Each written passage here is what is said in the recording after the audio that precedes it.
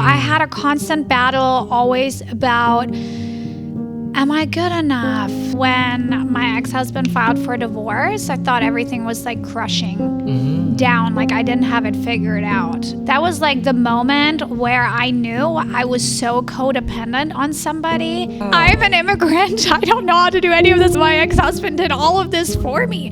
Everything was so new. I didn't know how to get health insurance. Like in my mind, I was like, oh my God, it's gonna be $1,000 a month. Then I started crying. I'm like, I'm gonna be homeless. There's been times where I only made $25 a week. All my bills combined were under $1,000 because I had to do that. You don't get to like hear from nothing. Changing your wording and saying, I am good enough for where I'm at right now. You just have to remember at the end of the day who you are, because all the material stuff doesn't matter. Because my most expensive asset that I have is my brain, and I can wake up tomorrow and I can reinvent myself. I can make that money back. They say it truly takes 10 years to really like be established and build your brand and your name. When you're really confident in your decisions and you clearly know what you want, it doesn't matter what other people think about it. You might get told no 3 times, but the 4th time you might get told yes. Make it where you are so good that nobody is going to say no to you.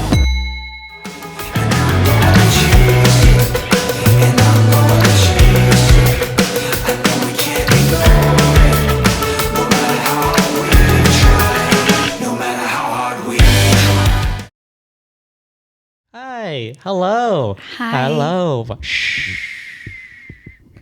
Okay. You will get your turn to speak, or else you're going to sit over there in the corner and think about what you just did. I'm kidding. Hi, guys. Welcome back to another Hidden Record episode.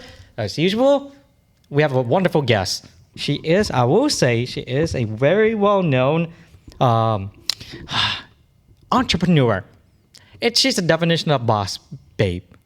And so I'm going to let her say her name and what she does, and go from there. Hi, Tania. Oh my gosh, I just spoiled this. I'm so sorry, guys. Go ahead. Why don't you introduce yourself and tell us what you do? Good morning. And yes, I'm Tania Crawford to be exact. I'm a hair extensionist and also a entrepreneur. I'm the original creator of the 100K plus luxury stylist retreats, and I coach stylists to become multiple 6-figure earners. Yes. And also, can you tell us your social media? Yes. Please intimidate the audience. Look at them very intently and make them scared that they look at you. But Yes. go ahead. Why don't you drop your socials? So I have a couple different socials, but my main one is Tania_Crawford. And that is my main hair and inspirational social media handle. Okay, and then where can people find you around this part? Because guys, we're in 30A right now. Yes. She lives in a place where it's full of, you know what, I'll tell you this, I don't like the beach.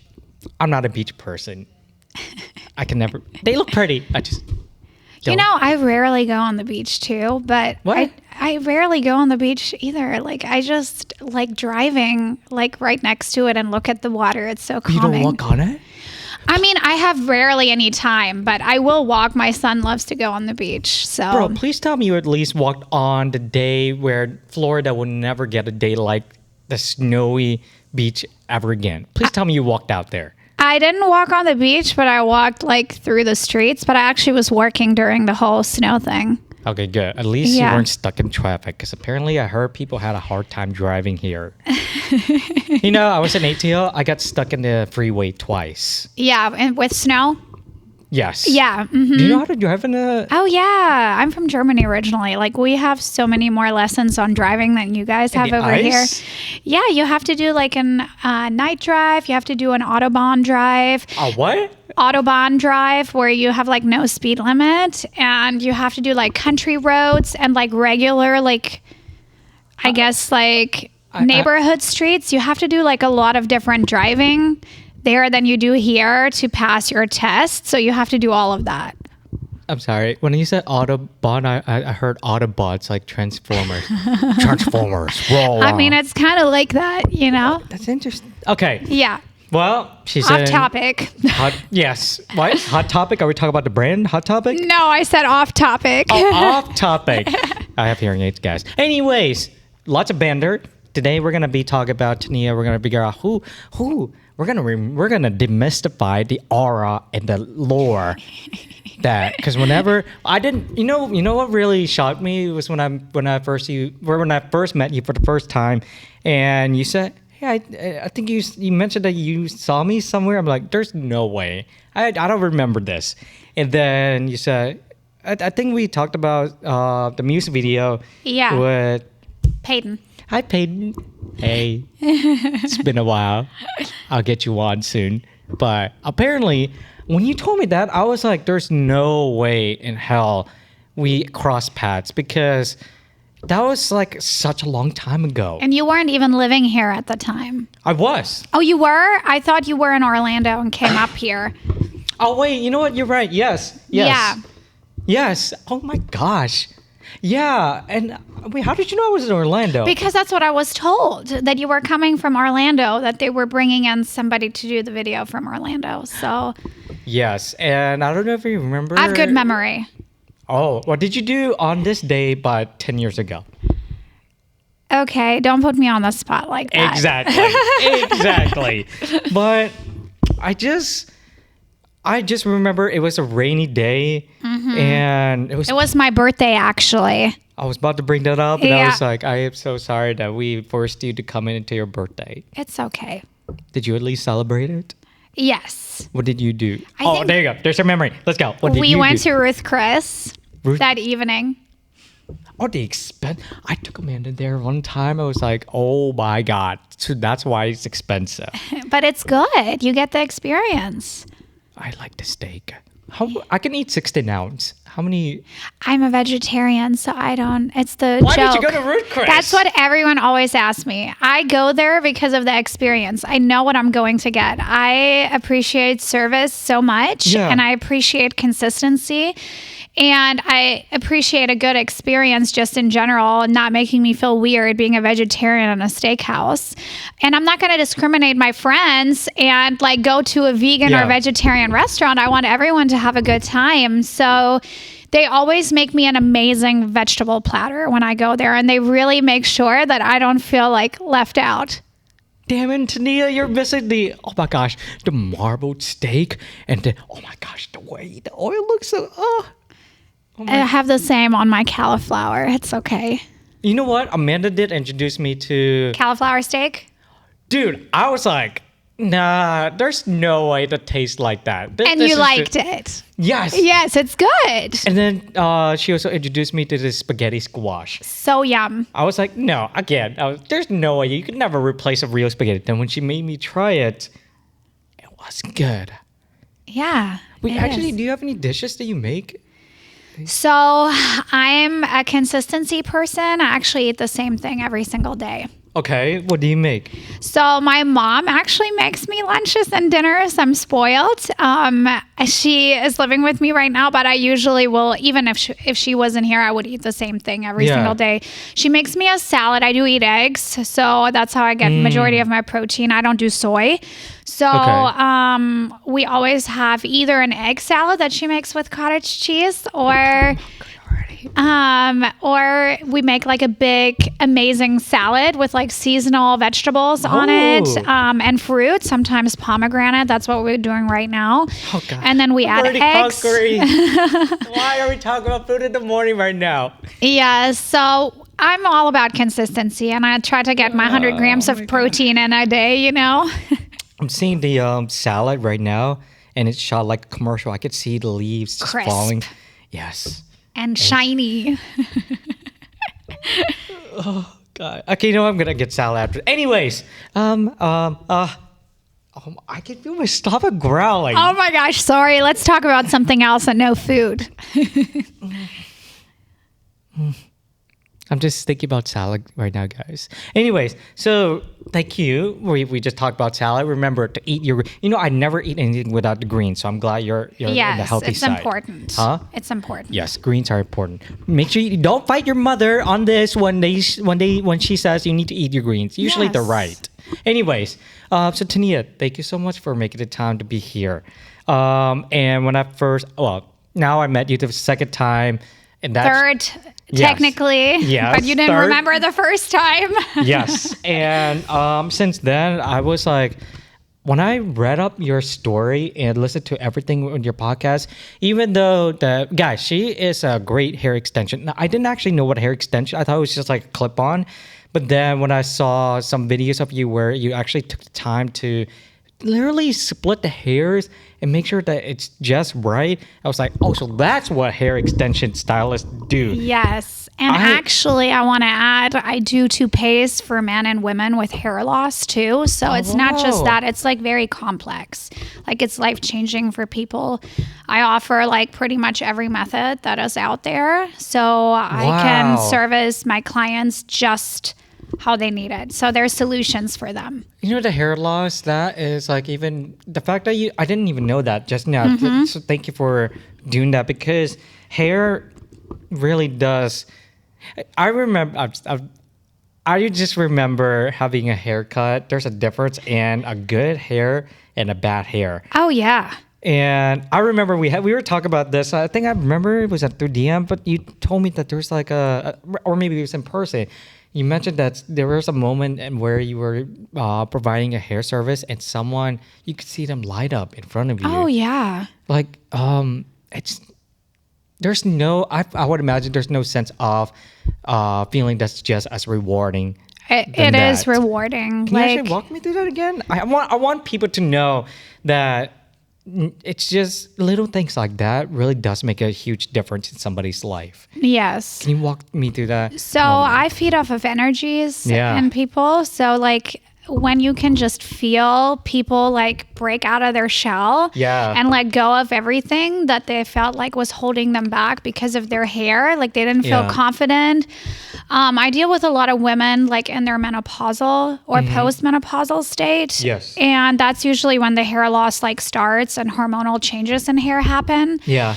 And when you see them cry because they say, this is what my hair used to look like and I have it back. Like it's some sort of comfort blanket for them that they feel like, yes, they're aging, but like the hair stays with them. That's like their crown, right? So they feel like I fixed their crown. And same with men. Like once men start losing hair and then you can give them the confidence again. Yes. I mean, they walk different. They start like having a different person. Yes, they have a different energy. They want to be social. It's just nice that I can be part of like their self-love journey. Yes. Yes. And oh my gosh, my friend John, I don't like you for doing this, but the fact that I was walking right next to him into ATL. I think it was 4 Point.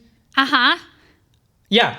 And I was trying to pay my parking ticket, not like a ticket, but anyways, he goes, hey, you have a couple white hair right now. I'm like, don't do that to me, bro. And then I said, you know what, pull it out. And he don't pull it out. What? You might damage your hair follicle. Well, shit, Tania, I'm gonna have white hair anyway. What am I supposed to do? So he pulls it out and he shows me 3 strands of white hair. I'm like, no fucking way. No. Wait, is that true? If you pull out white hair follicle, that'll damage it? I don't know a lot about hair. I mean, any hair you shouldn't like pull out. That's like eyebrow hairs. If you overplug, like, it doesn't grow back. You don't want to do that. Bro, I've had some angry moments where I literally tear out my hair. Well, you know what? Don't do it all the time. You sound so condescending. Listen, let me just process my emotions in the way I wanted to. Well, you might think about me when there's no hair like growing back. Oh, God. You know what? If it happens, I'm just going to get my head tatted. All right? Okay. That's your choice. Okay. All right. Whatever. Okay. For people with hair loss. I'm your girl. Yes. Yes. Okay. You know what? On that topic, I just want to say the fact that I've been wanting to say this because I remember just reading up your story again. Seriously, just trying to remember where we first met. Apparently at the music video to where you are now. Like I have to say, you have done a lot for yourself. Thank you. And I would imagine that sometimes it's a journey. Most journeys aren't always like recognized. Yes. And there were things in your story that I just want to let you know that you are on the right path and you are where you are supposed to be. And when there are moments of doubt, especially even people just as successful as you, sometimes there are moments where we just need a little bit of acknowledgement that you have made it and that you're doing great. And the fact, also guys, she has a son. His name is Mason. And I can't even imagine anything that's more difficult than balancing a family life and your work. And so I just want to let you know that thank you. You're doing great. Thank you so much. Okay. I hope I don't have kids. I don't want to go through that. But I can learn from you. Anyways, So guys, we're going to be talking about Tania and her story. We're going to start off in a deep end. So Miss Crawford, make sure you prepare your presidential candidate, all right? Okay. So Miss Crawford, how did you feel like you didn't have a sense of belonging when you moved from one place to another? Mm-hmm.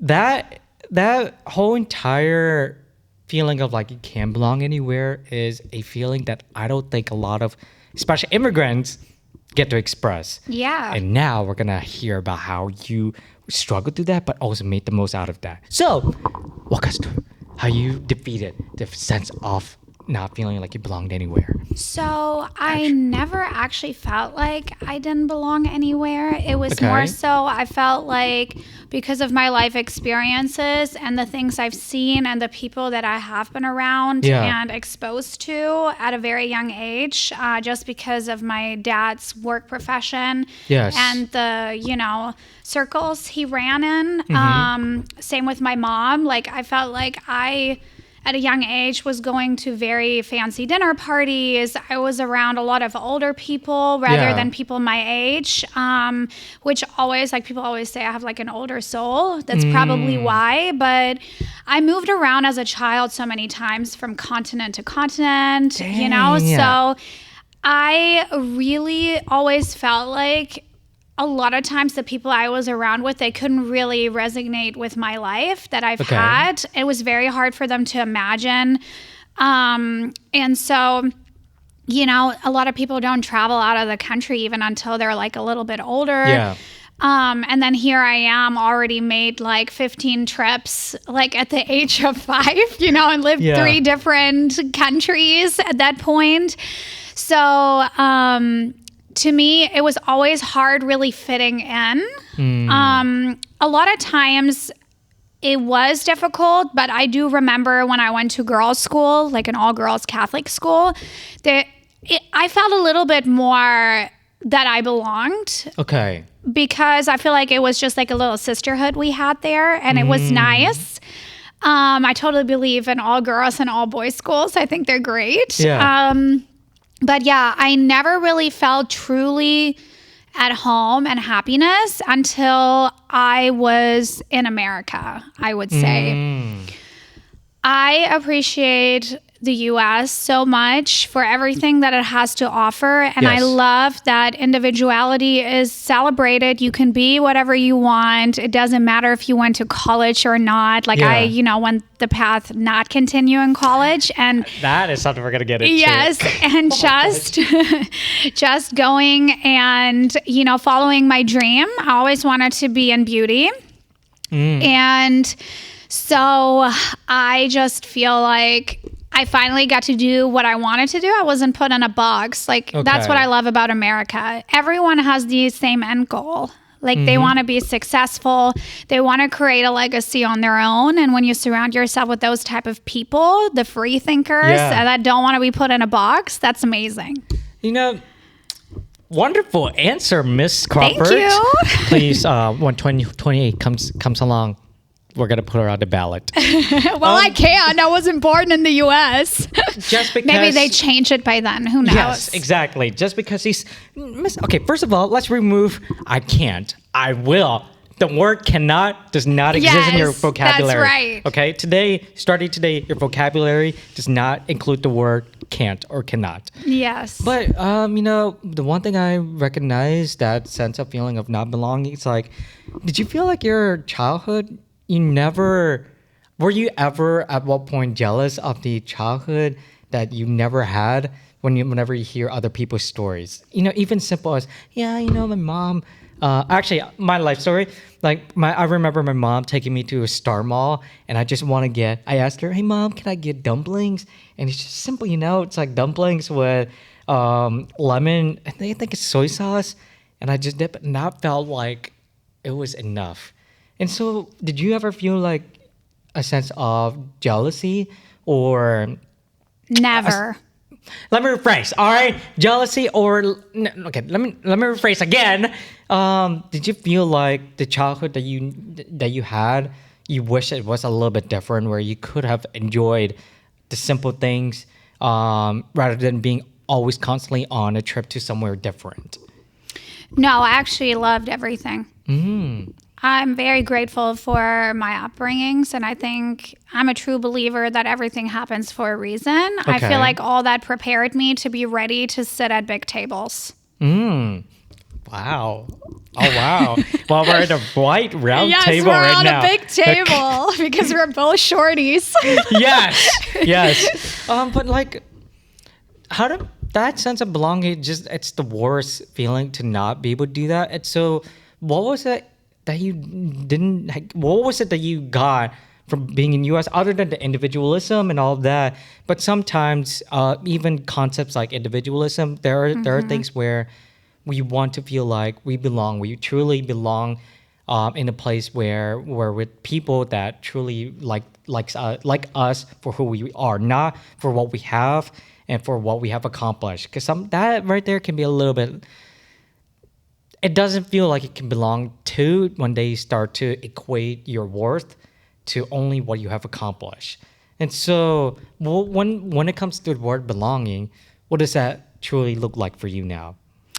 Feeling as a whole, I feel like, like feeling like your mind, body, accomplishments, your love life, all is like a whole, and I feel like when I came to America, I worked really hard on learning self-love and really finding out who I am.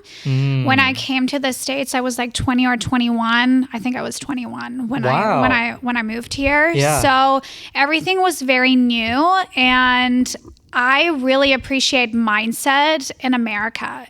There is no place I've ever visited where people think the way that they do, like they do here. And not just not Destin or 30A or whatever.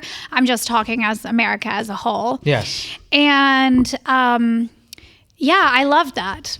So that's why I have a special place for this country. And that's why I decided I wanted to become a citizen. What about your son, Wood Mason? If you don't mind me bringing up, how, as a mom and knowing that everything you've gone through, I was wondering what are the steps that you're going to do to help him develop the sense of belonging without feeling like he's an outsider? Because I can imagine from his perspective when he grows up, there's going to be some sense of like, okay, I'm going to have to learn how to make my name.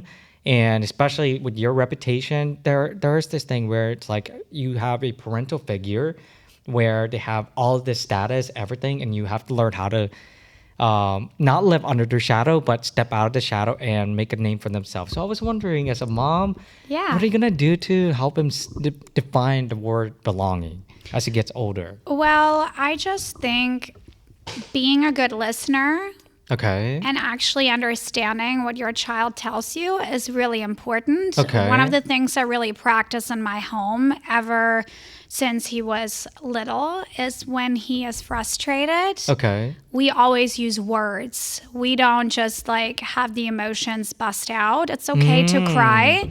And it's okay to feel angry or Yeah. defeated at times, but I always encourage him to use his words and tell me how he feels, and then we Okay. come up with a solution together. I feel like that's what's missing. And I feel like also when I was younger, my parents didn't know about this. I feel like this is more of like a newer way of parenting, Yeah. really listening to what they have to say and like expressing themselves. I want Mason to always be able to come to me and be like, hey, this is how I feel, and we'll come up with a solution. I want him to feel passion, and I will encourage him to do whatever he feels really good about. And I will encourage him to be the best at it. So whatever path that is that he wants to do, he can do it. Mason, you have a great mom. Oh, thank you. I try to be. Mason, you have a great mom. You know, now that we're on that topic, I'm just trying to remember when my mom had me and my brother. I remember my mom and dad saying like, everything really does change It does. when you have a child. And I was like, how? And it's like they explain it in a way where the moment that you do have another person that you're going to be responsible for, everything that you do after, it's like you will have this mindset that's different where no matter whatever it is that you do for your child and their future. So I was wondering, when you had them, I have to kind of disagree with that. really? Yes. So I feel like my life didn't really change after I had Mason. I feel like the only thing maybe was that I really was making sure my time was used in an appropriate way where, you know, we all know time is money. Yes. My time is valuable. So if I'm not with my son, like it has to somehow even out, right? Yeah.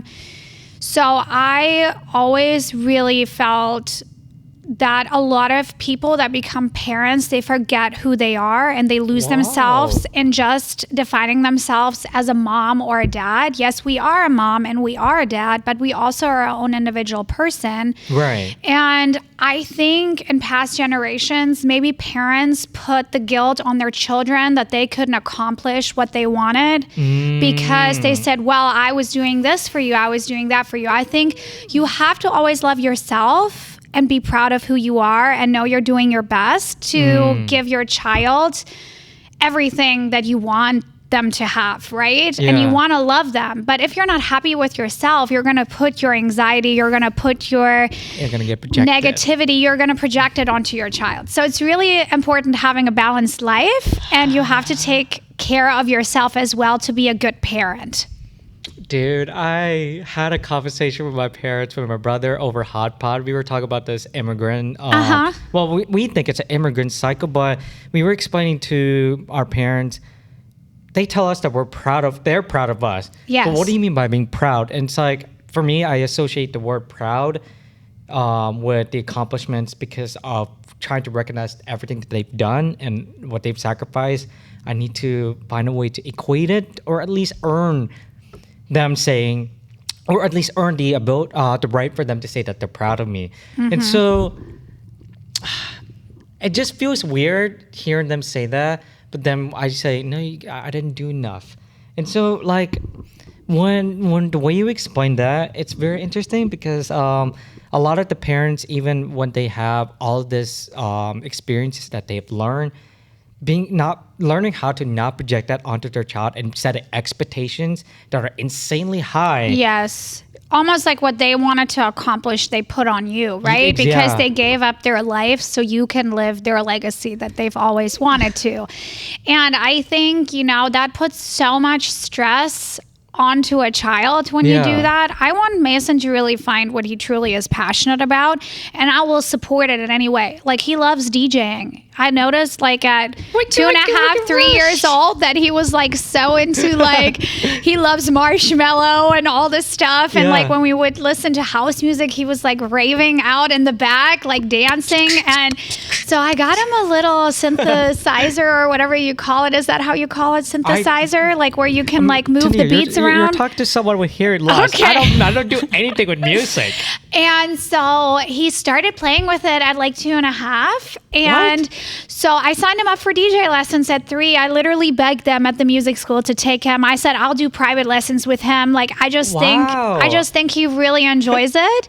And he's been going now for a year, and like, he's getting so good. He like loves it, and he loves doing a show. I think he's really like an entertainer, and he's getting really good at it. So does he have a DJ name? It's DJ Mason. Okay, for now. For now. You're gonna have, hey Mason, when you watch this as you get older, I want to know what your tagline is. Like, you know how DJ Cal, another one. Yes, well, he tells mommy to stand in the corner and dance. So maybe that's why, what it's going to be. DJ Mason on the scene. And then he goes like, yes, guys, we're going to play some music. Also, mommy, stay in the corner. Yes, it would be hilarious. But yeah, I love supporting his passions. Okay. And I think it's so important. Like, when you see somebody have interest in it, who knows what's going to happen from it? You know, like, it might be just for a little while that he enjoys it, but all of those things gives them experiences later on in life. And it's always something that they can pick back up.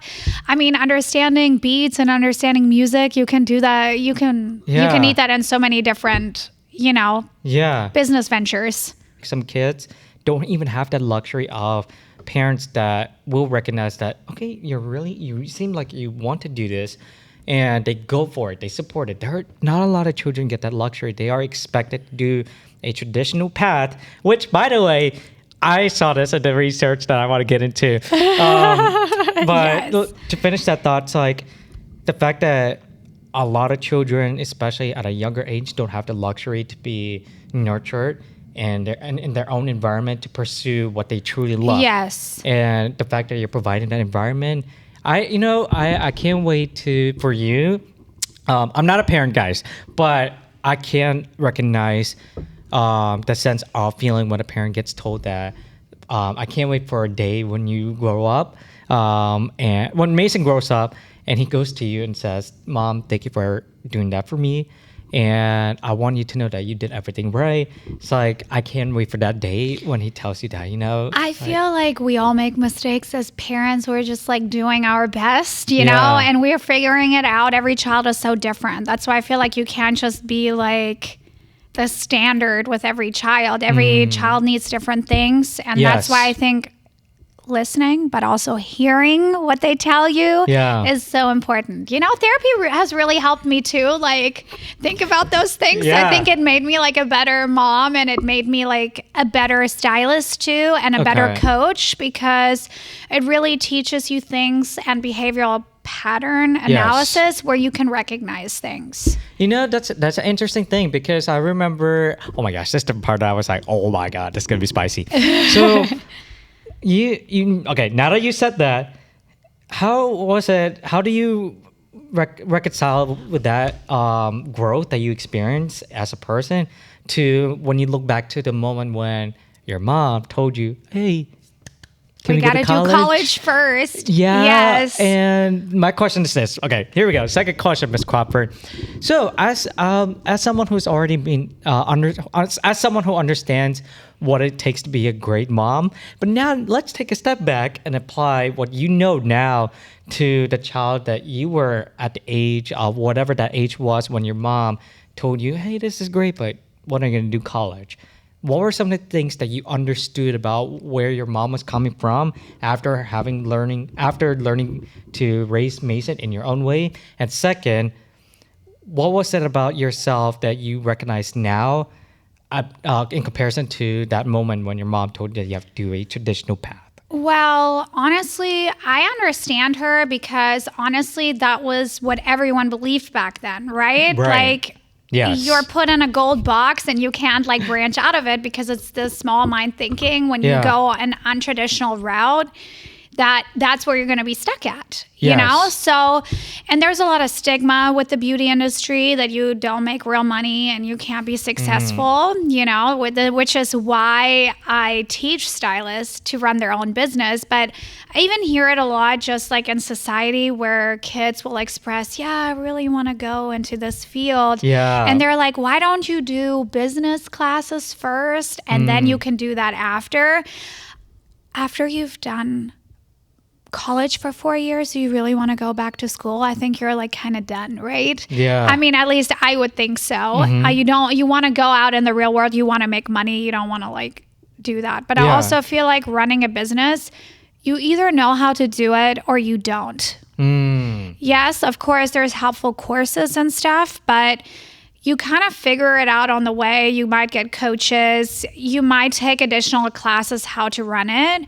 I feel like if you have a clear vision and you have the steps all lined out, you can get to it no matter what. When I look at people that I went to school with that went the traditional path and I compare to, I hate being like in comparison or whatever because everyone chooses their own road and everyone is successful in their own way. And as long as they're happy, that's great, right? But I always feel like if I can look at my day and no matter how much energy I had that day, if it was only 80% energy that I had there and I gave 80%, that's 100% that I gave that day because I only had 80%, right? Yeah. That's how you avoid burnout. That's how you do all these things. But that's a real thing, guys. Yes. And so I think just being in this very untraditional path, I created something very special doing it. And I'm sure I had a lot of doubts when I told people in the beginning about the, kickback and like just people doubting me in my journey, but I did it anyways. Like I didn't care what other people think. And I think when you're really confident in your decisions and you clearly know what you want, it doesn't matter what other people think about it. Did you have that when your mom told you though? It's like, yes, I did not want to do it. I did not want to do it. I mean, I finished school, whatever, but like I always knew like this is not it. Like I'm not going to be on an office job. I need to be around people. And I was always like, you know what? Even if I go into this profession, there's ways for me to create my own office, right? So like that's what I'm doing. I'm on Zoom with people, coaching them. I host these retreats. Like I feel like I turned a very stigma-driven profession into something that gives purpose. Besides just making people feel good, I'm giving purpose by helping other stylists really unleashing their inner potential. You know, that whole thing that you just said, that doesn't come from and nowhere. It's like it took a lot of like growth and thinking to get to that point. And you know, which reminds me, it's like the fact that your dad and your mom, your mom had like deep ties to like a fashion. Like and she did Emilio right? Pucci. She worked for him for a long time. She was one of his designers. But my mom went to college. She went to design school, then worked for him, met my dad. My dad had the very traditional college education. Worked for I believe for the government for 2 years. And then said he wasn't going to do this anymore and just started his own entrepreneurial thing. He was always really supportive of me doing the untraditional. He like supports anything artistic, like anything like free thinking. And then my mom really wanted me to do the college education. And I'm sure a lot of that had to just do with her wanting the best for me and also teaching me to not be codependent on a man ever in my life and being self-sufficient. But she's super proud of me, obviously, for the journey. And she's learned a lot about this industry. And she's like, wow, this is like really intense. I'm like, it is. I can imagine. It's just, it's always lack of knowledge about an industry that people have like stigmas about. And then they're actually like seeing a day-to-day basis and they're like, oh my goodness, this is like intense. And they overgeneralize it to the simplest terms. Like for video, it's like, oh, why is it so much? You just put a camera and just press record. No, it's not. It's way more. No. It's way more. Okay, you know the Hannah Montana? Yes. You get the best of both worlds. So with both of your parents, with two different worlds, even though they are similar in some aspects, let's flip the script on that. What were some of the things that you had to unlearn to replace them with a better, with your own definition of how you define your own worldview? And when you take inspiration from your dad and your mom's experiences, what were some of the things that you had to learn to let go to replace it with something better? And what did it reveal about you as a person? So I want to kind of turn it into a positive that I Yes. learned from both of them. Yes. I want to say that first. Yes, And then, I'm not trying to put things in your mouth. Yes. Right? So my dad definitely going for things and taking risks, but Yes. having enough research and knowing about the topic before you go full in. Okay. My mom probably sketching out a plan to get to your end goal and knowing the steps in place to get to it. Okay. So my mom is a planner. She also likes to overthink a lot of things, which brings me don't to the we next all? thing. I actually learned not to overthink. I make a decision in like a couple of seconds. Like it either feels good or it doesn't, and I just go with it. I don't think about the loss that I could take. I think about it as a learning experience. What do I have to lose? If anything, I'll learn something about this. And so with my dad, I think just he is all about, I would say, like the loss and the profits. Yes. And so I'm always like, I think about money more of like Monopoly. You move it around Yes. and it comes and it goes, and you just have to be smart with it. You know, don't put like all eggs in one basket, which he doesn't do, but like just changing that mindset a little bit. I think those are probably like the two things, one from each, you know, that I feel like I had to unlearn a little bit. The one that I remember you told me, I think we were at Soy Bistro. Yes. We were talking about how you always brought your son on the jets and you're just watching him and you're just bringing him onto the trips. It's like, first, a child like that, I hope that he doesn't get to a point where he expects things like that, because eventually there are lessons in life that will be taught to him in a way that would literally humble him. And two, it's like how I'm just wondering how you're balancing between the definition of wealth and also wealth as in the things that money can't buy. You can't buy time back if you want to have more time with your son. You can't even buy your own health to make it better. You have to literally Yes. treat it as a resource. So how are you balancing the definition of wealth in material objects like money, but then the things they can't buy, those are irreplaceable? How have you been managing that balance between the two? So of course I'm still figuring it out as As I'm we are. going, you know, always like we Yeah. have to adjust things, but Yeah. I make sure the time that I spend with my son is like, again, you hear, you listen actively, and you make that time count that you Yeah. have together, and having real conversations. I always treat him like somebody, like a grown almost. Like, I mean, Yeah. I let him be a child, but I have real conversations with him. You know, if he has like a bad day, I always am like, how can we make it better? What would have made your day better? Like, Yeah. how can we move forward? There was recently an incident where a kid in school kind of picked on him. Hey, and, that's rude. and yes, and he was really upset about it. And I had to explain to him, we set boundaries, and you tell him you have boundaries and you're not allowing him to talk to you like that.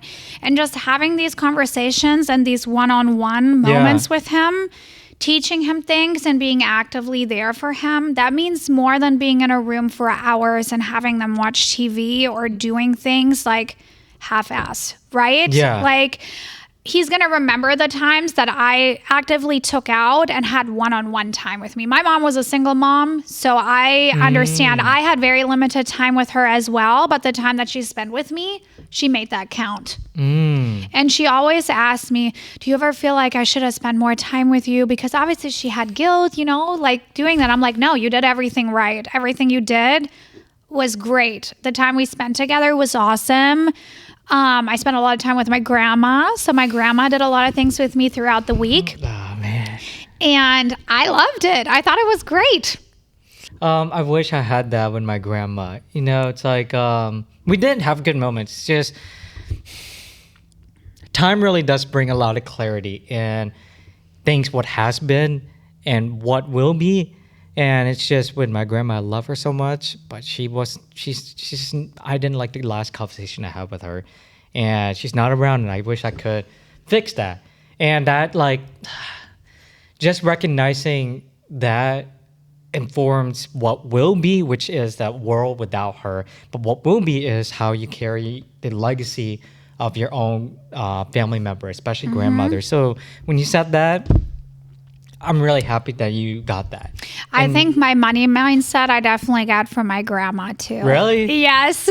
She's like, honey, you need to make sure you got this and this and that. She's kind of like the Monopoly one that like moves money around to fit whatever it needs to like happen. She kind of taught me that. So, and her mindset too. She always like, even if we had a horrible day, she was like, oh, it's great. That's what she always said. It's a great day, even if the day was horrible.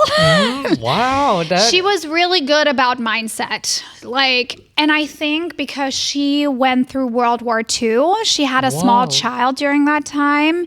And she fled by foot. Is it on your mom's side or your dad's side? My mom's side. Okay. I feel like both of my grandmas were kind of like that. But my grandma on my mom's side, obviously, I spent a lot of time with her. Yes. So I know the best, like, with her. My grandma came from a very wealthy background. They lost everything in the war.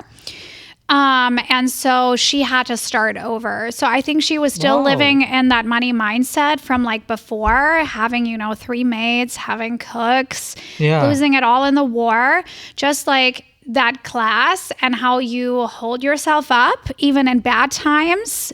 And the mindset to get you to where you need to go. Like, I think she taught me a lot about that. I think we have to recognize that there's a direct parallel in her story and how you brought yourself to the United States. Like, oh my gosh, starting over. One of the hardest things about it's just when you know that you experience what you could have, but having to start over, a lot of times people have a hard time accepting that because they don't want to do the work again just to get. Why am I supposed to do the work? I already have that, so I should have everything handed off to you in a platter. But I would imagine there are so many times that you have to learn how to start over again and again and again. That's life, guys. All right. It is. and just going to United States and starting over in a new place, and the fact that you love this place, and it's just like it doesn't take a lot of.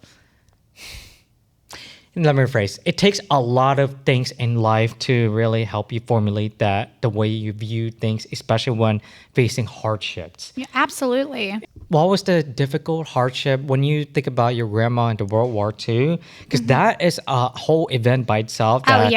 Just there's nothing that anybody could have prepared for. And it was horrible. Like the bits and pieces she shared with me, and I'm sure there was so much more. But she never let that affect her day-to-day life. Really? No, she always was just like... Even in the literal face of just total catalyst... She always found a positive about it. One thing she always said during the war, that the Americans were the kindest people during the war. They brought chocolates and snacks for the little kids during the war zone when like it all got divided, when they came and took over pretty much, the English and then the Soviets and the Americans. She always said the Americans were so kind. They always brought snacks for the kids, little chocolates. They shared their like little lunches. And I was like, that is one positive thing about it to find when like everything is like literally crumbled around you. And you have nothing, finding the positive. That's, I just watched, please tell me, okay, Tania. Yes. Please tell me you've watched, or at least know Band of Brothers. No. I don't watch TV at all, actually. Saving Private Ryan. I'm going to have to watch it after we're done here. I'm going to go watch some TV. I'm going to hit you with this microphone. Please tell me you know Saving Private Ryan. It's with Tom Hanks. Honestly, okay. I'm not even kidding you. What? No. Yes. Anyway, okay, you know what? You're a makeup artist. I think there are some, or no, you're a hairstylist, so there are things I have a makeup business too, so I get it. Yes. I'm sure there are things that I don't know a lot about, so fine, I'll forgive you, fine. But it hurts a little bit, okay? I'm sorry. That's one thing when people talk to me about movies and TV shows, I really do not watch a lot of TV or anything. Okay. So I just spent my time doing like self-work Yes. or like watching self work and an improvement things rather than watching a movie usually. Hi guys, Kino here. Just wanted to take a second to say thank you so much to each and every single one of you that has been with me on this journey for Hidden Record and just sharing all these stories of all of the creatives that have appeared on the show. If you enjoy deep conversations like this, make sure to hit like and subscribe on YouTube. And if you're listening on a podcast platform like Spotify, make sure you follow that so you won't be out of the loop for every month because I try to drop at least 2 episodes. So grab your popcorn and soda and let's get back to our conversation. When I think of successful people, and you are one of them, like you do have a lot of successes that a lot of people would love to have.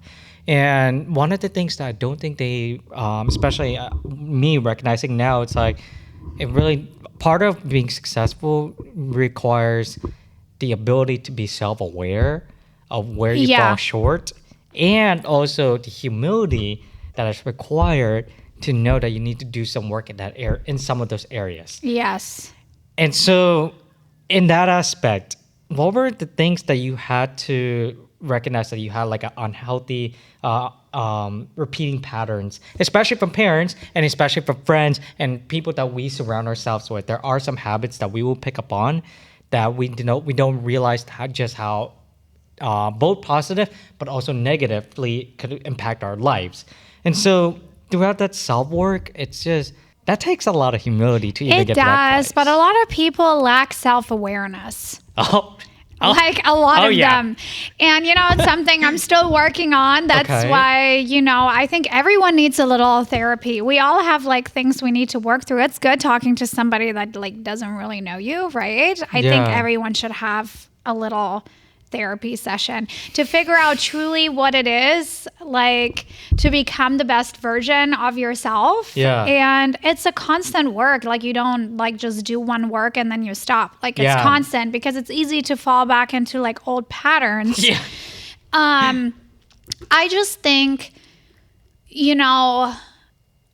being somebody, when people come to you for problems, having an open heart and an open mind without passing judgment. We're human. It's easy to pass judgment, right?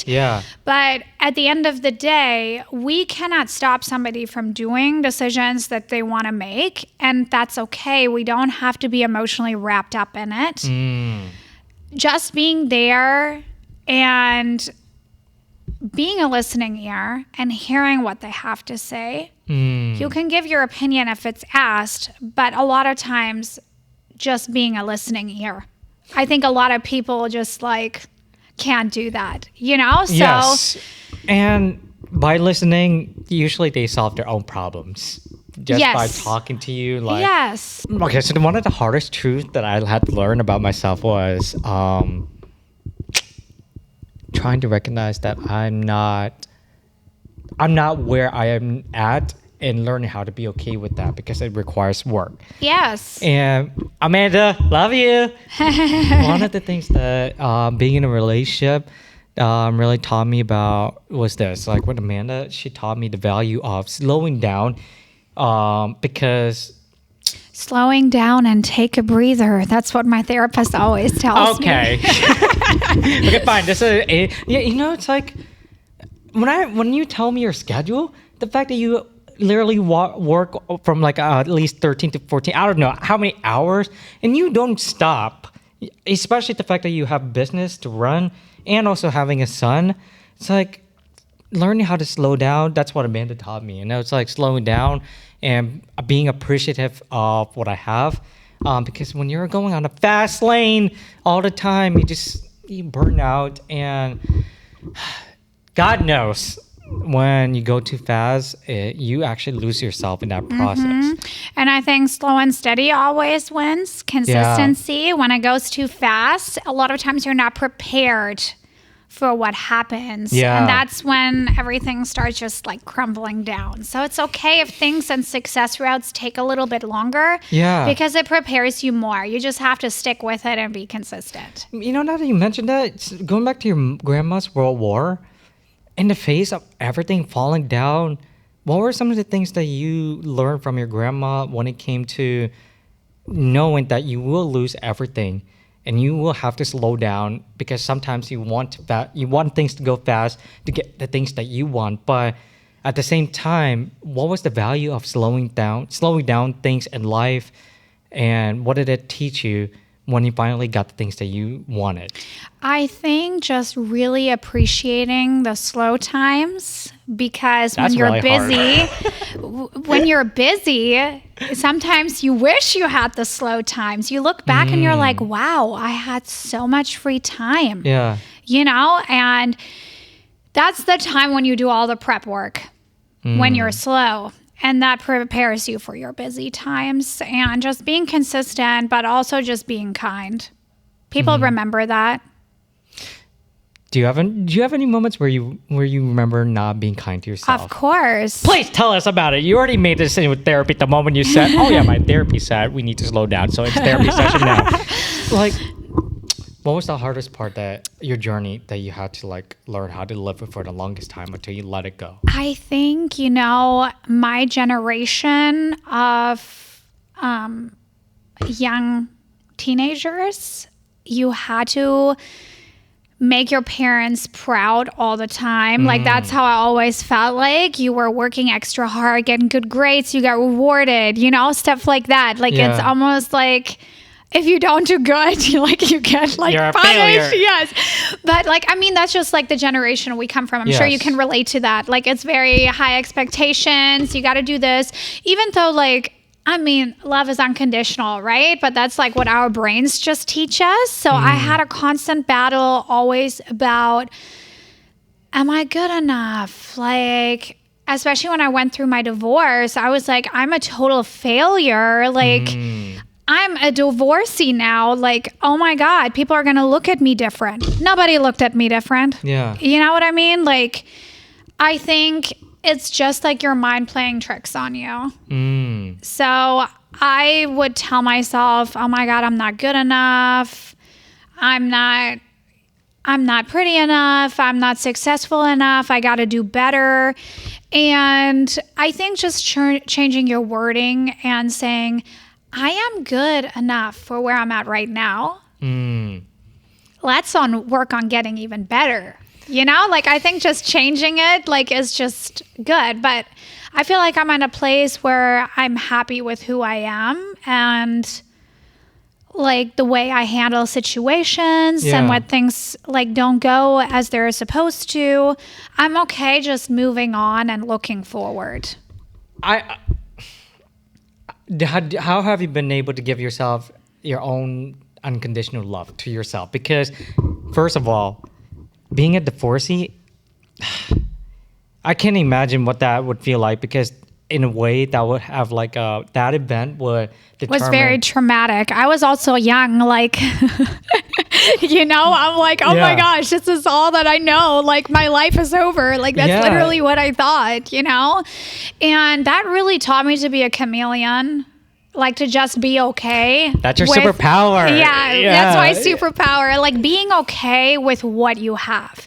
I literally tell people, if my house burned down tomorrow and all my valuables would be burned down, I'd be okay, because my most expensive asset that I have is my brain, and I can wake up tomorrow and I can reinvent myself. I can make that money back. Those are all material things. They can be gone tomorrow and I'd be okay.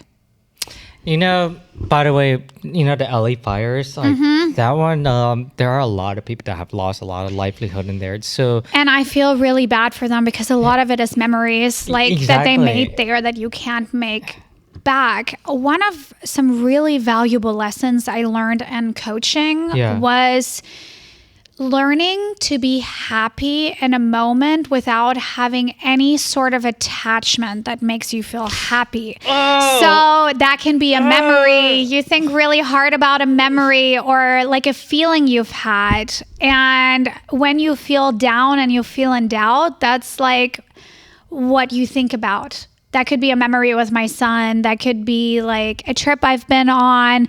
That could be something an award that I received, like how I felt in that moment. Yeah. Not about the award, but like how I felt. You think about a feeling that you've had, and then you mentally put yourself in that situation. Oh, dude, I don't know if I could handle that advice because there are a lot of precious. Okay, this one is a necklace from my grandma. Yes. This is a necklace that she only wore out of everything else for 5 years. Yes. So, all right, Miss Coach, I'm gonna disagree with to that in a certain extent. I think the attachment, there are just some things that like. It has sentimental value to you, and that's okay. You know, like we are supposed to have some things like that. And money can't buy No. that either. And like, you know, I can't even, like in the World War, I would imagine like even with all of the wealth that your family has accumulated, there are simple things that, you know, I remember watching some movies where there's this rich person and there's the crazy rich Asians. Yes, Crazy. I did watch that. you like watching that? Yes. Bro, you know that scene with the mahjong? Like, you know, you won already. And then she just like plays it. She was like giving so much advice. Or no, not advice. She was, I forgot her name, but she was coming from a background that's humble. And then she was dealing with her, like the mom of the man that she wanted to marry. Yes. The willingness to tell her, oh my gosh, you know what? I hope one day when you see your son happy and she's with a girl, she's gonna be so lucky, but I want you to remember that was because of me. That moment right there. You go, girl. But like, okay, I just love that movie. You actually Yeah, I did. Can you believe it? I don't watch TV, but I did watch watch that. Crazy Rich Asians. Yes. So it's like, I think I watched it on a flight. I think I watched it on a flight when I was traveling. okay. Yeah, that's the only time I watch TV. So like the duality of the person where she came from a humble background, and then see that right there when we were talking about like the attachment to things that have value, especially sentimental values. It's like, and you said even if your house burned down anytime tomorrow, you would be okay. See, what was it about the? How do you make sure that the definition of humbleness is still within your? You're still making sure that you follow the value, even if you have all the things that everybody could want. It's like that. How do you maintain the sense of humbleness no matter what? I think never forgetting where you came from, right? And also, I feel like people become kind of crazy when they're like so out of touch, you know, and it's like very unrelatable to anyone. But I just feel like, you know, I can relate to people that have lived in a trailer, you know, I can relate to people that have lived in big mansions. I've lived it all, you know, I've lived in a nice house. I've lived in the trailer park when I went through my divorce, you know, like, I'm just like, there is just so much more. And just remembering, hey, like there's been times where I only made $25 a week. Yeah. You know, there has been times where all my bills combined were under $1,000 because I had to do that. Yeah. Like, you don't get to like hear from nothing, you know, and we're obviously still going up, and you just have to remember at the end of the day who you are, because all the material stuff doesn't matter. You know, it's interesting you brought that up. How you got yourself out of that situation. How does it feel how do you feel when you ask for help? Is it something that it's you like don't weird asking for help, because like I've always been so self-sufficient, and that's definitely something I'm working on right now, like okay. you know, being more in like my feminine energy, because I've always been so much of a girl that takes care of her matters on her own. It's nice having a guy opening up my doors. It's nice being taken out to dinner and the man is paying. These are all like things that it should be like that when you're dating somebody and they're taking you out, right? In a traditional form.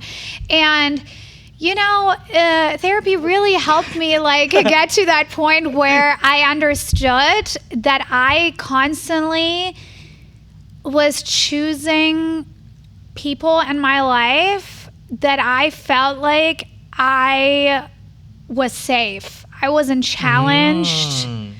And not to say that any of them were bad or anything. It was just like I didn't understand like what my non-negotiables were and what my green flags, my red flags, my orange flags were. I just thought because I was working all the time, all I needed was somebody understanding my work schedule. I didn't understand so much more to that. Loyalty, being emotionally available. Like that's things that you learn. And when you truly think and reflect on like your life, those are things that you start learning. And that's like not just when we're hiring people to work for us. We take so much time to hire people and go through the process and reevaluating, are they a perfect personality match? We need to do the same thing when like we're earlier. Yes, we need to keep in mind too when we're dating people. That's what we need to go through. Obviously there has to be attraction too, but you want to make sure you're compatible and like you don't compromise your values. Yes. And like just because you can't ask for help, it's I like being taken care of. I like it. I want somebody to just like be there for me emotionally, and I appreciate somebody taking me out to dinner and spending their hard-earned money on food for us. You know what I mean? Yeah. Like it doesn't have to be a lavish gift. I mean, that's nice too, but but I just appreciate the little things like opening my door, taking me out to dinner, maybe getting me flowers once in a while, getting me my favorite Diet Coke from Chick-fil-A, like. Oh my God, Valentine's Day is coming up. Yeah, I hope you're prepared for your girlfriend. Oh God. Okay. All right. I'll give you tips if you need that. No. Today, I got something for her. Oh, actually, no. This video will be out. Okay. I got her. By the time she watches this, I'm sure it's gonna be. I got her a necklace with like it's a custom necklace. And I chose a picture of me and Amanda, and it's like a necklace of our eyes. And I got her favorite bouquet of the Hello Kitty. Yeah. Like I already got her a lot of. I love Hello Kitty. You do? Oh wait, that's why you like that. Oh my gosh. Who's your favorite character? Do you like Kuromi or? I love Hello Kitty. Oh my gosh, Amanda, when you watch this.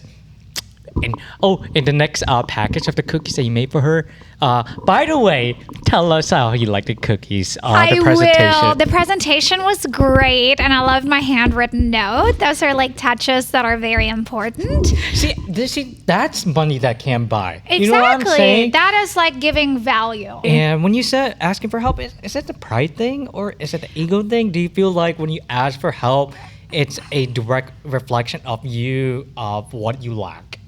I think I've been around so many alpha females that it's like hard for me to like accept that you can ask for help, so that's something that I'm learning.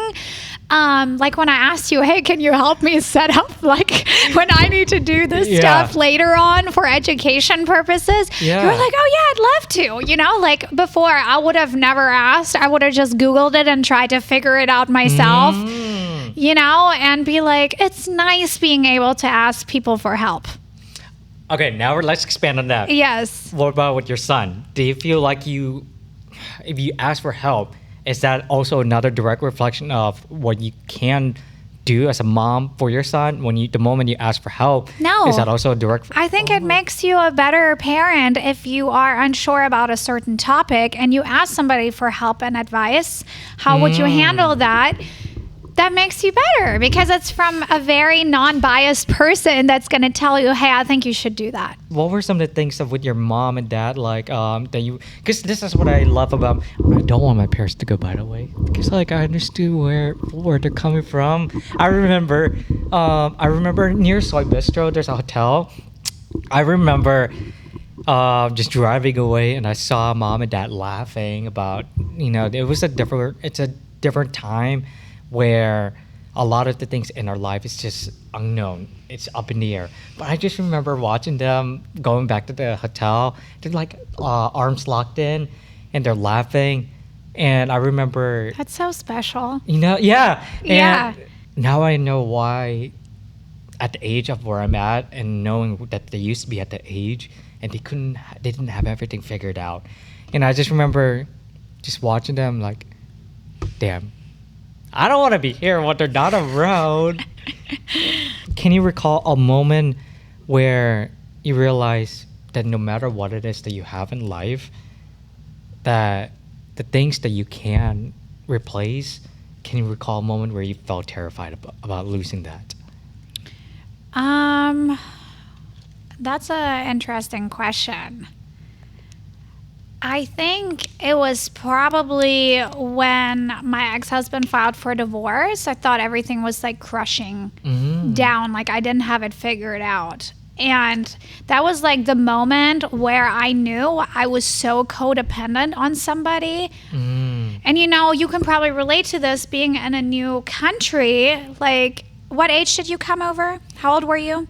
How old? 7. Okay, so you might not, but your parents probably can relate to that. Like, I didn't know anything about health insurance. I didn't even know how to go to the Social Security office to do anything because he did like everything for me because like it's so different here than over there. I didn't even know how to pay my phone bill. Like I had to call them and like literally be like, wow. I'm an immigrant. I don't know how to do any of this. My ex-husband did all of this for me. Like everything was so new. I didn't know how to get health insurance. Like in my mind, I was like, oh my God, it's going to be $1,000 a month. Like there's programs in place that help you when you're not that successful, obviously. So I was able to utilize some of that, and I'm very thankful that there are resources like that. But I'm just like, I would never want to take advantage of that, obviously, but it was helpful in that moment knowing that I was not completely screwed up, but it was terrifying. I was like, I feel like this is an out-of-body experience right now. Like, this is not happening. Then I started crying. I'm like, I'm going to be homeless, like all this stuff. Like, it was just like a freak out moment. I figured it out though, and I made it work. And now I know how to set up for health insurance. I know how to go to the Social Security office if you need a replacement card or whatever. I know how to know when you get that, it says do not lose this card. Yes, I know. Or when you need to get a passport where you go or a new driver's license, my mom went through the exact same thing when my mom and dad went to New York. Dude, my dad told me a story where my mom got lost at the subway. Oh my gosh. And he was right there in front of her, and she just, the subway just went, and she was around, I think it was like Harlem, and then downtown. And this was at a time where we didn't have a phone. Like we had you had to have a dial up, like a payphone. And my mom, I love mom. Hi mom, if you're watching this, you're a great mom. Yes, we have great parents because obviously they raised us. Yes. And to answer your question, yes, when we moved here, my parents were figuring things out, especially mom, especially dad. And I remember my mom saying that, like, if it wasn't for the experiences, I would not have been able to become the type of parent. Yes. And you did a great job handling everything at the age of 21 and especially, divorcees, like that also, I don't know what that's like. So correct me if I'm wrong, but it almost feels like it made you question your self-worth as a wife, as a potential mom, every single thing, it's like, it takes a lot of humility to recognize those, but then to actively recognize as an opportunity to become even better. Yes. And also, when you're 21, do you really know who you are? No. You're so young, you're having this serious relationship and you're supposed to grow with that person. And a lot of times you don't grow at the same time and it gets difficult, and, all I can do is, and I think this is like part of growth too. Like, I don't wish my ex-husband any bad. I think I'm very grateful that he gave me the opportunity to be here with him, in the United States. Yeah. That's the reason how I came over, because he was American. And we were married for 4.5 years.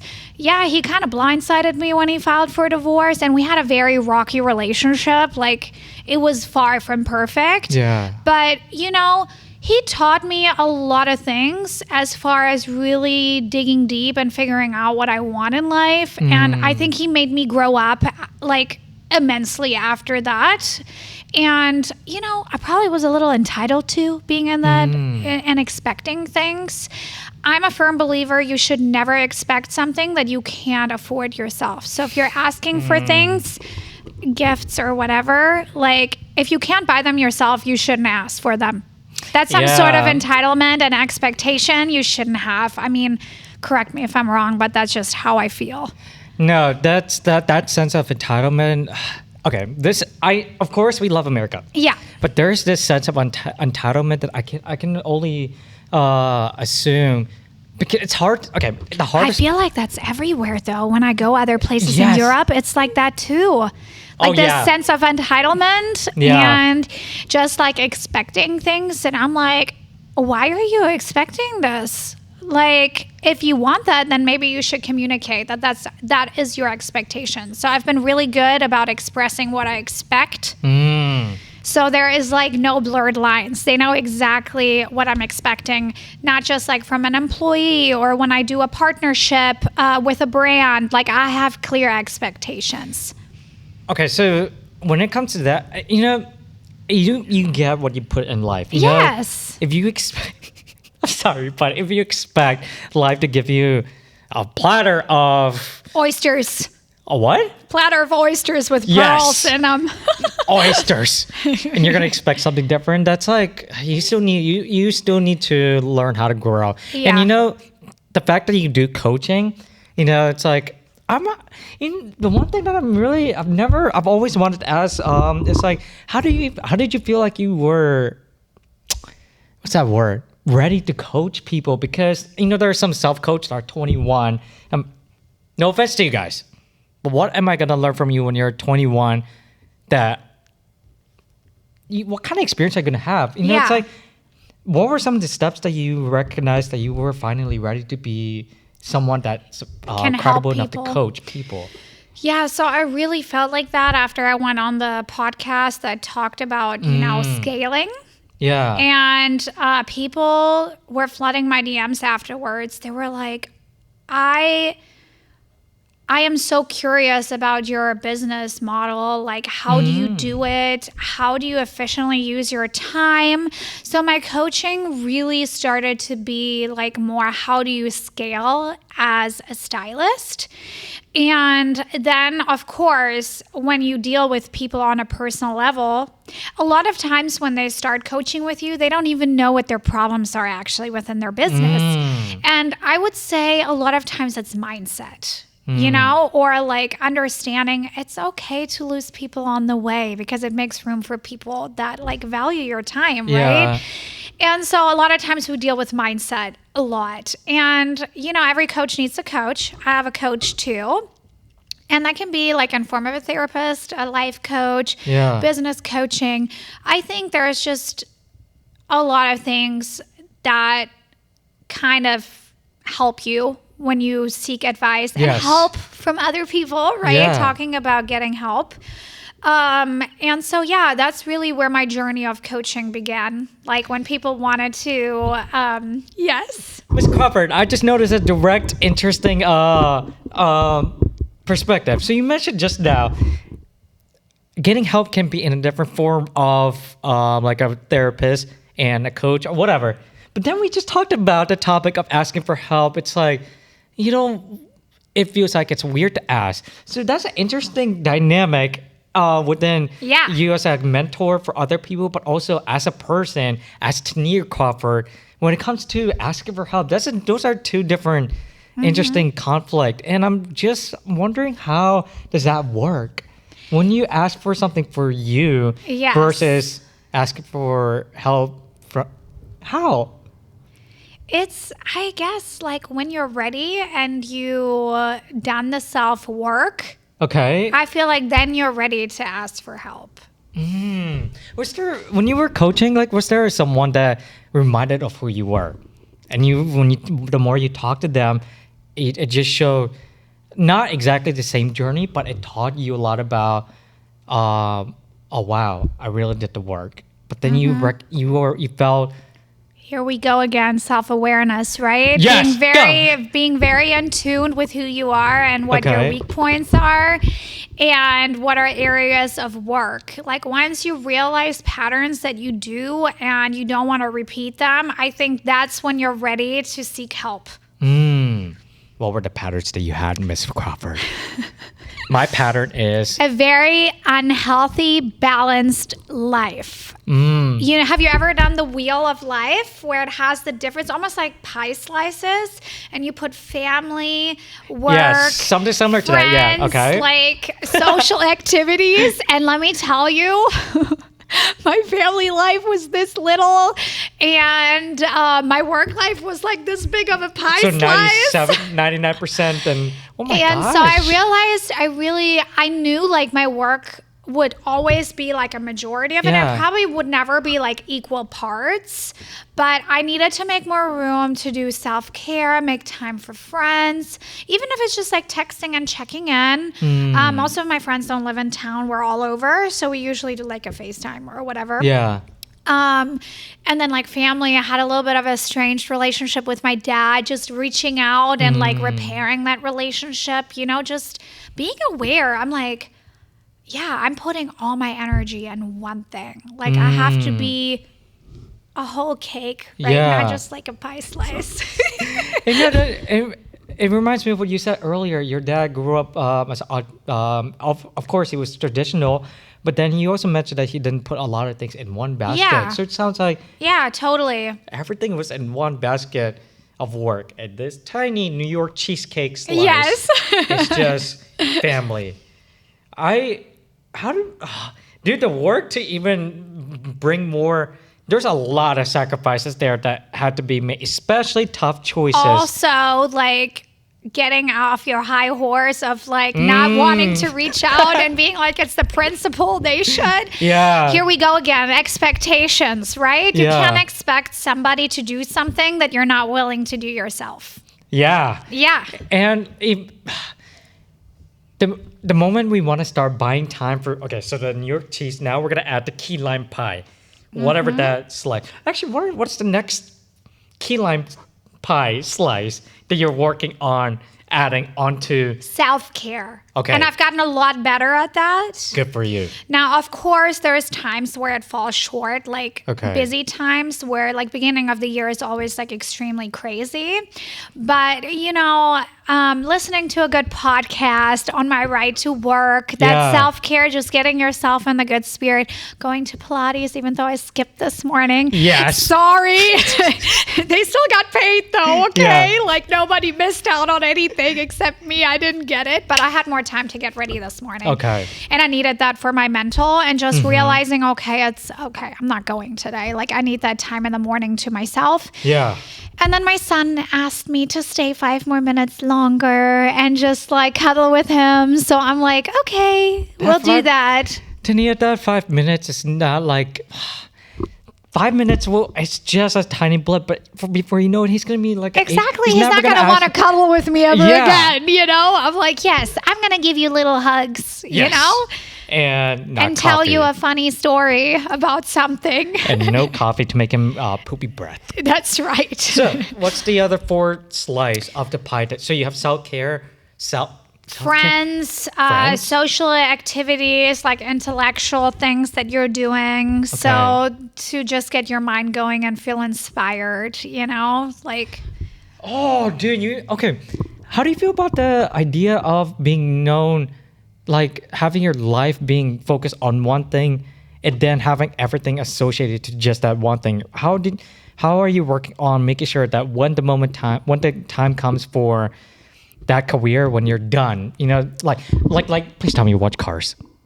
Of course, because my Thank son you. loves cars. Holy shit! Yes. Thank you. You know how Lightning McQueen, in Cars 3, there's this cruise. There's gonna be a moment.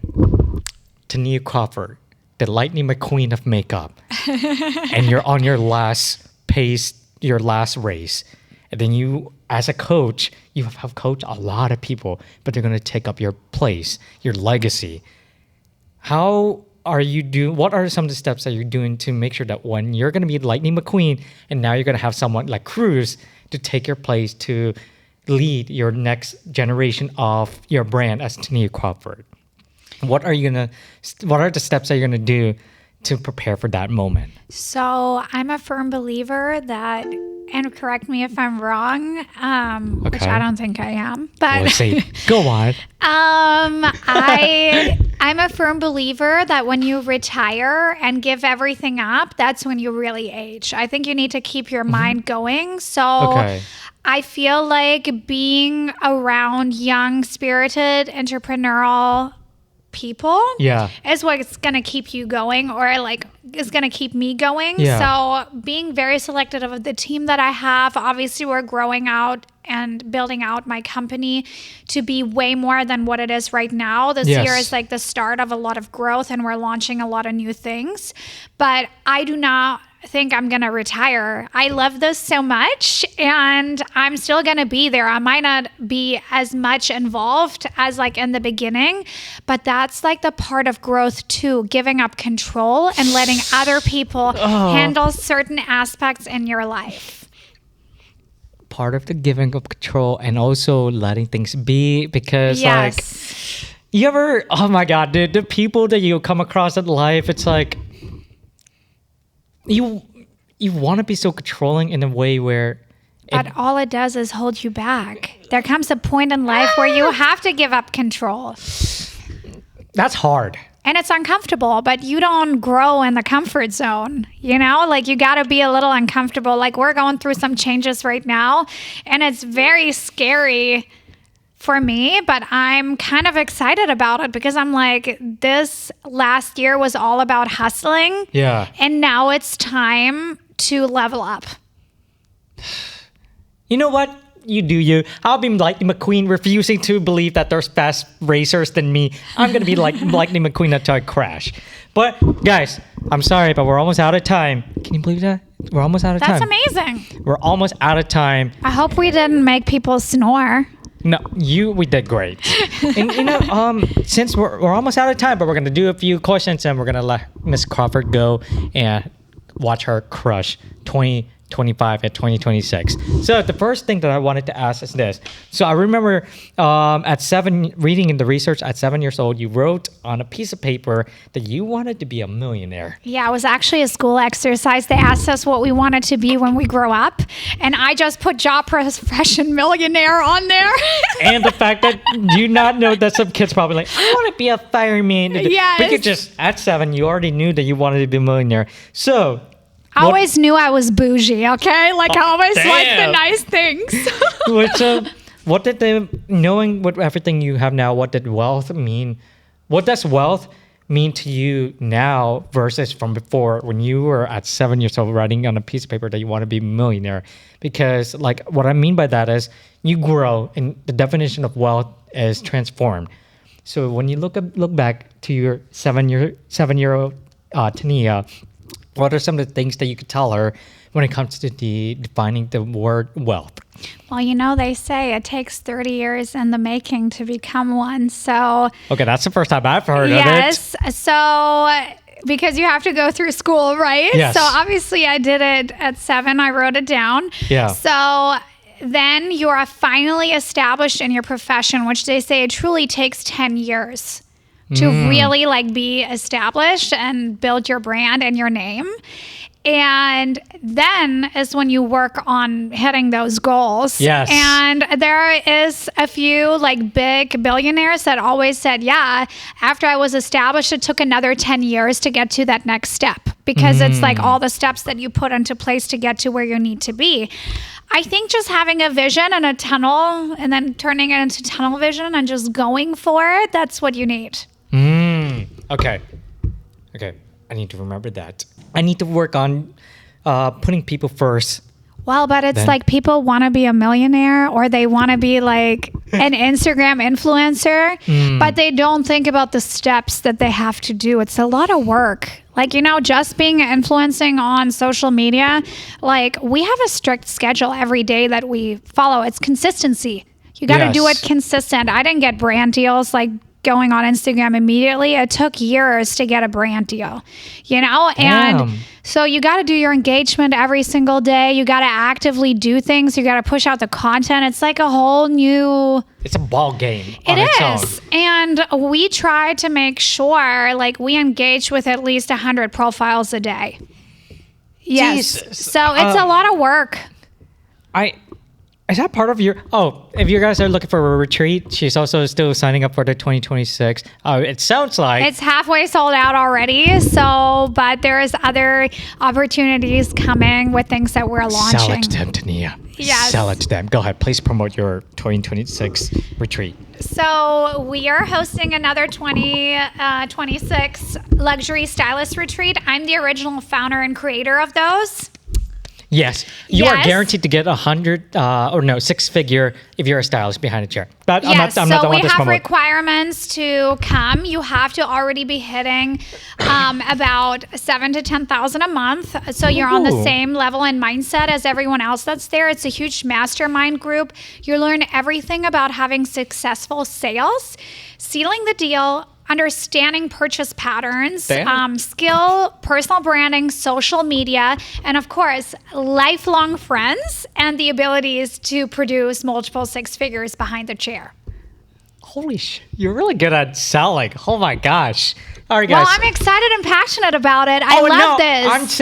I'm just saying, you did a great job. Thank you. I almost felt like I'm on Shark Tank. Did you have FOMO when you watched all the retreat, stuff from this past January? Yeah, dude, guys, if you really want to know how crazy it is, in the 2025, I was not there personally, but I saw this on social media. You can expect, I think she's going to do it in the second one, but there's a freaking toilet. This will be the third one. We've done it the first 2 times. Toilet paper in the form of $100 bills. Yeah, dude. And then the toilet rolls of like dollar bills. That's honestly the biggest thing, though. There's a lot of limiting beliefs in money and how you can be proud of being successful. I don't know if you've ever heard of this, and this is probably off topic, but if you ask 100 people, only 3 people will answer to this question yes, without a doubt. It's like, do you deserve making $1 million a year? And people will usually think, yeah, but I'm going to have to do this and have to do that. And there's only usually 3 people that say, yes, I do. And that's why there's only 1%, because they have that mindset and the stigma about money and being okay with being successful, showing it, especially women. We were always taught like the men are the breadwinners, like all this type of stuff. And it's a very different generation now. There is a lot of very successful women and they're proud of being successful. But a lot of times people are worried about showing their success because they're worried their clients don't think they should pay them any money because they're already successful, right? I truly believe success attracts success. And also low performers attract low performers. High performers attract each other because they share the same mindset. And that's what we're really trying to do in these groups, getting all those high performers together because there's so many low performers. If you're like working next to one, you're producing and performing 30% less usually because you're influenced by low performers around you. So if you can keep yourself accountable in a group of high performers, you're going to be unstoppable. It's also the other thing is that people have to work on their relationship and how they define money and what it means to them. Because I can see that the abundance of money, if you don't have the healthy relationship with money, any sort of abundance when it comes to like a huge influx of money, it becomes this weird psychological thing where you don't deserve it. Yeah. But you clearly worked hard for it. So on top of that, definitely working on the relationship. Because you're taught being humble always, right? But there's that's like a fine hard. line of being humble and being proud about your accomplishment and being okay talking about them. And men sometimes are in that situation too, but I feel like men are not as much as women. It's really hard for women to be like, yeah, I'm a high earner. I deserve sitting at this table. Like for some reason that mindset holds them back and they have that imposter syndrome. Like their success is not truly fully because of them, right? Yes. Like they feel like they don't deserve sitting at this table. But it clearly shows that they work so hard to Yes. It's just a weird... And once those walls fall, it's like game over. They just go for it. But it just takes them being around all these other people. I just hit your laptop. It's okay. This laptop is... It's special to me, so don't hit it.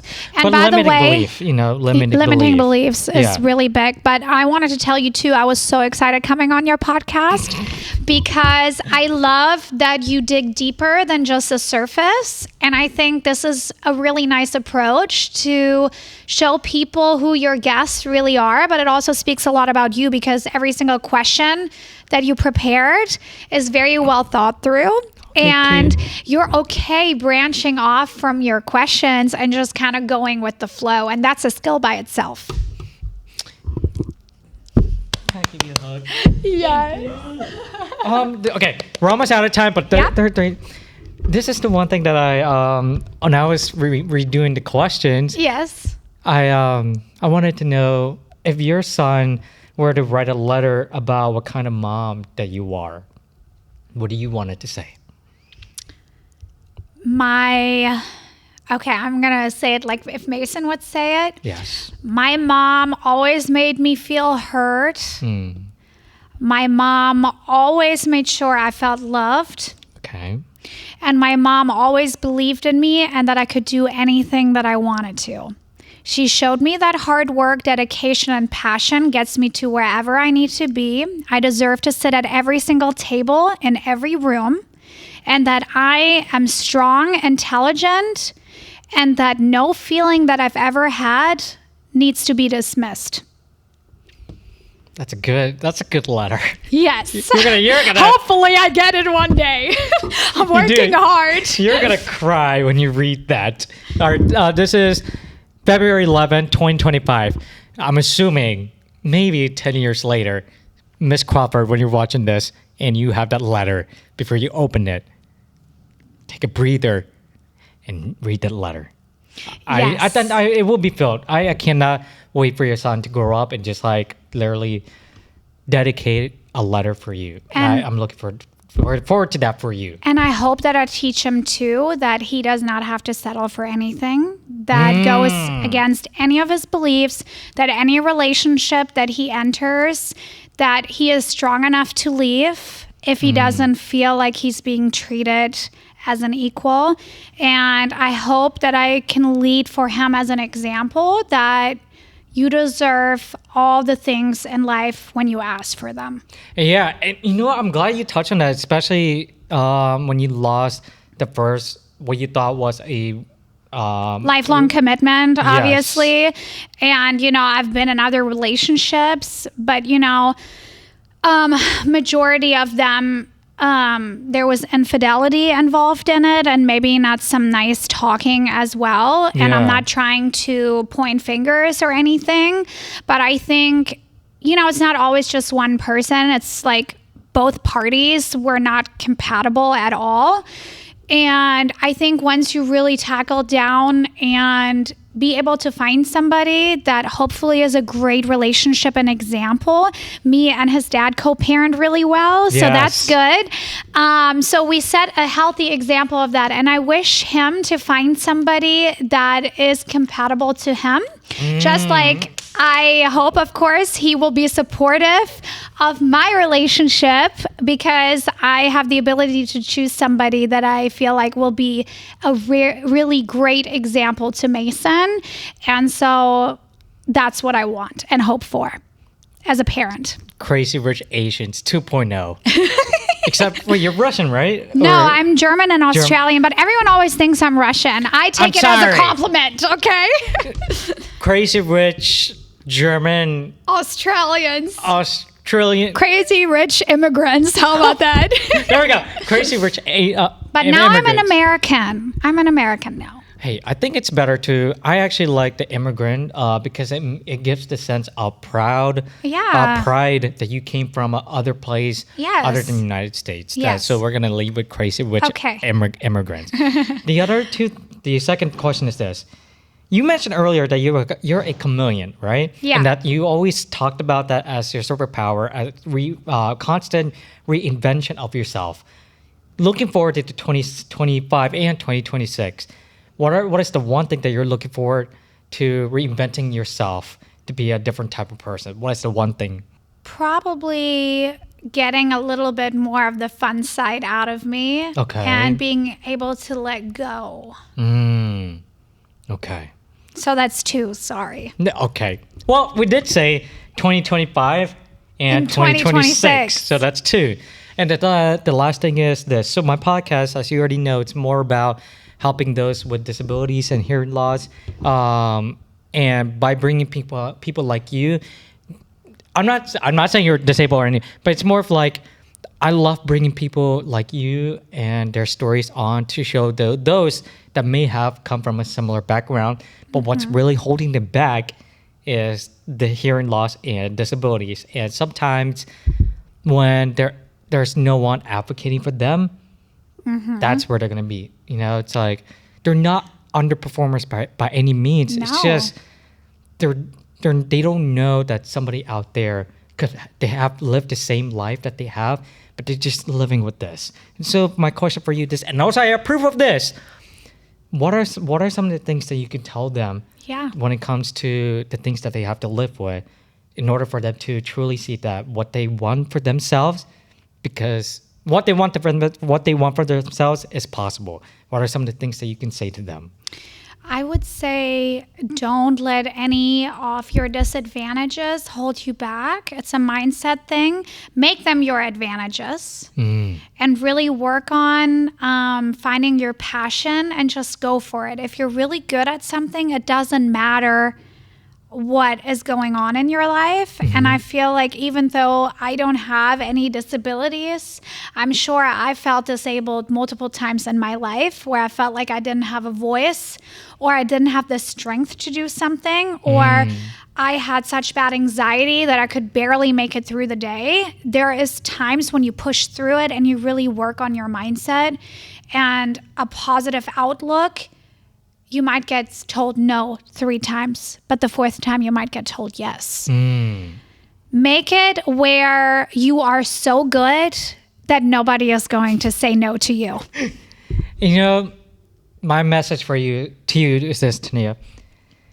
Now that I know the whole aspect of who you are, I just wanted you to know that the Tania that was working constantly to make the $25 per week to make the bills work, I hope that you treat that version of you with the amount of respect and the amount of ability to honor that person, because oftentimes I always will, because I don't forget where I came from. Remembering your roots. Yeah. Good. Because there are people that will look up to you and they will say holy shit, she's got everything. But one thing I want them to know is, because after listening to your story, you're not just someone that made it. No, it took 10 years to get there, to have a consistent clientele that I really felt good about. You know, it's funny, Sean. Do you know Sean Murphy by any chance? You do? Yeah, just Mr. Murphy? I don't know him personally, but I've heard of him. He's in Fort Walton, and he kept preaching. I had him on a podcast. He kept, hey, Mr. Murphy.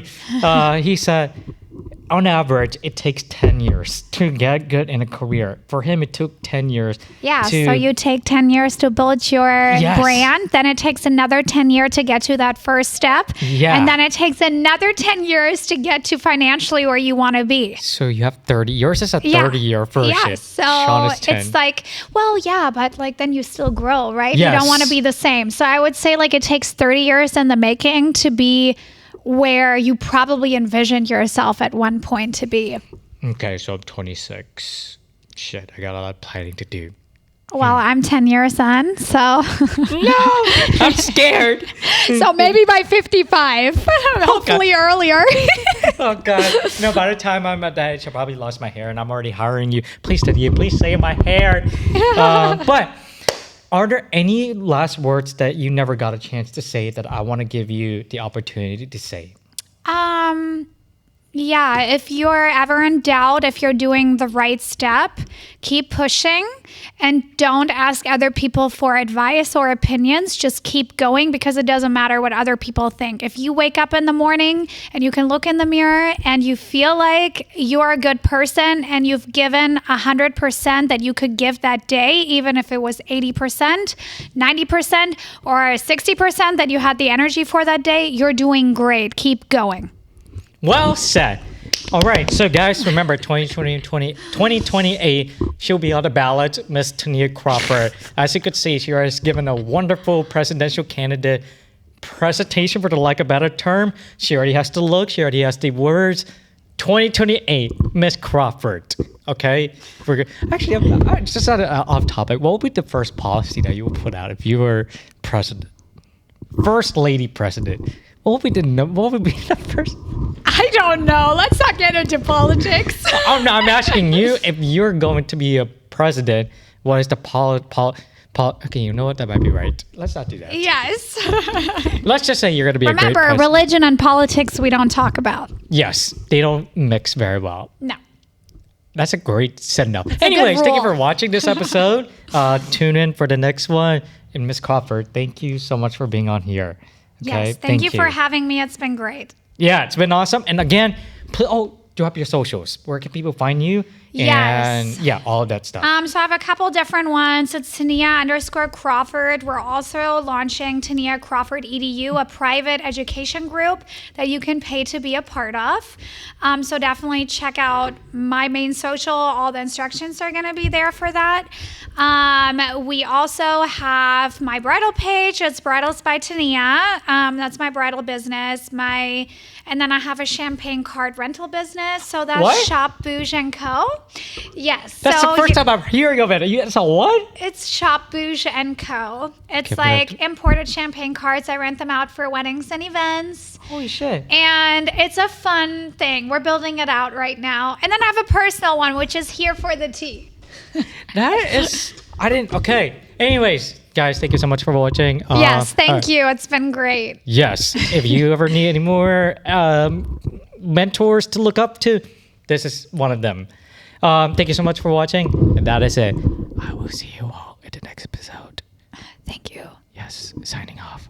Yeah, that's it, guys. And that's a wrap for today's episode on Hit Record. Thank you so much for sticking with us, and I do hope that today's episode was insightful and also it gave you some kind of fresh perspective in your creative journey. If you're listening on Spotify or any other podcast platform, a quick review is definitely going to help. It helps other people find us. And for those that are watching on YouTube, make sure you drop a comment down below or a question, because I would love to see what your thoughts are. If you have any takeaways, advice, insights, anything of the sort, I'd love to see what you guys have. And most importantly, I hope you guys can take away a lot from these conversations, especially if you have hearing loss or disabilities, because I want you to know that you are not limited by your condition and that you are more than just that. Thank you so much for watching. Stay inspired, and I'll see you all in the next episode.